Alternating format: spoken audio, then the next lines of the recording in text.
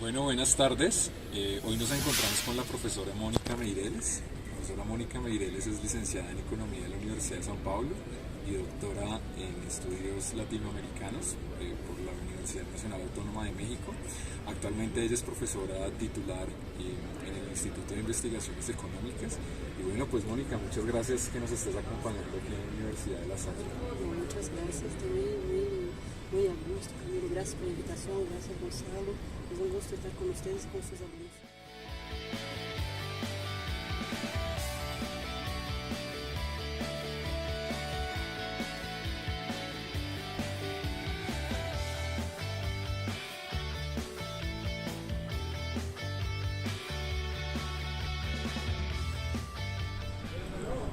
Bueno, Mónica, la Universidad de La Salle ha hecho un esfuerzo muy importante por construir una aproximación heterodoxa, digamos, a la economía. Y entonces desde esa perspectiva pues, quería preguntarte ¿por qué crees tú que es importante que los estudiantes se interesen y que también por parte de los profesores podamos profundizar pues, en una aproximación crítica a las finanzas? Mira, yo creo que hay varios perfiles de alumnos, ¿no?, que se interesan por temas financieros. Hay desde aquellos que quieren ser reyes de Wall Street y para esos también la literatura económica y financiera de cuño heterodoxo sirve, ¿no? Entonces, claro que no es lo más interesante con lo que uno puede hacer con esa formación, pero hay. Y es parte de la demanda del alumnado y como universidad nosotros podemos brindarles esos instrumentos, ¿no?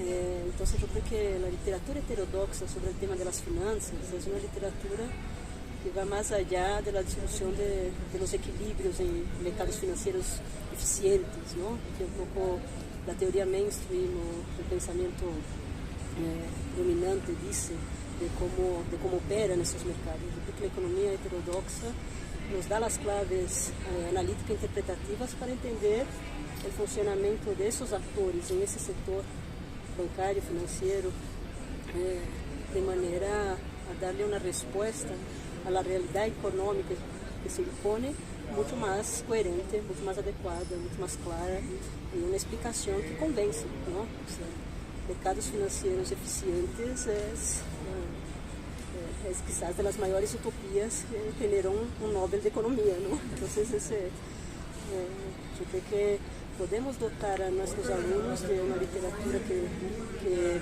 privilegie el acceso a lecturas de los post-keynesianos como a Minsky, Joan Robinson, si vamos más atrás, ¿no? Entonces hay realmente un campo amplio de interpretación de las finanzas en esa perspectiva heterodoxa.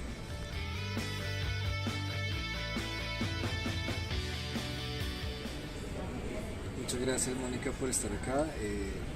Me gustaría preguntarte sobre la financiarización, que es un campo de experticia tuyo. Particularmente nosotros en Colombia hemos visto cómo desde los años 90, con la globalización financiera, ese sector, el sector de los bancos, la finanza, absorbe al sector productivo.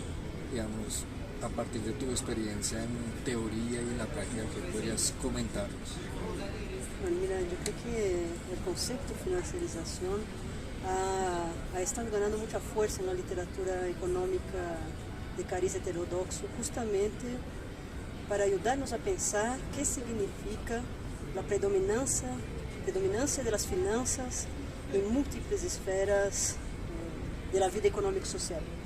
Entonces, entender la financiarización como un nuevo régimen de acumulación de capital, en que hay un cambio cualitativo en la forma en que el capital se está acumulando. Y ese cambio cualitativo tiene que ver con el predominio de las finanzas y la impronta de las finanzas en los procesos económicos sociales y de A a Z, ¿no? Las finanzas van penetrando zonas insondables de la vida económica y social. Entender, entonces yo creo que la noción de financiarización nos ayuda a definir esos cambios mayúsculos en la forma de organizar la vida social, ¿no? Entonces, como el crédito se está desparramando a lo largo y ancho de las actividades, como hay una presión clara en términos de ritmo de acumulación de capital y de rentabilidad de los grandes actores financieros, como eso tiene también de alguna forma isso ligado al sector productivo, a los salarios. Entonces es un nuevo arreglo económico, político, institucional en ese régimen de acumulación financierizado que cambia las formas de las relaciones sociales. Mónica, otra pregunta, digamos, en términos, en Colombia hay un libro que se llama Colombia, un país trabajando para los bancos, de un compañero de otra universidad. Y en ese libro, digamos, con ese título se refleja un poco la sensación de que lo que comentamos ahora de la extracción de valor del sector financiero, el sector productivo, pero también, digamos, hay otra solicitud que es porque se renunció a la banca pública, que era una experiencia que, digamos, había generado unos pros y unos contras, pero que además en la coyuntura que tenemos ahora, en términos de problemas de financiamiento y de recuperación post-COVID, o digamos en este periodo de COVID y de crisis mundial que tenemos de todos los fenómenos como la inflación, digamos, en este contexto tan complejo, quizás el problema del financiamiento sea muy claro. Entonces, digamos, ¿cuál sería tu perspectiva de por qué restaurar la banca pública? ¿Qué es la banca pública? Digamos, ¿cómo lo percibes? Yo creo que es una pregunta fundamental, ¿no? Y tenemos que ir un pasito atrás, porque se renunció al desarrollo, ¿no?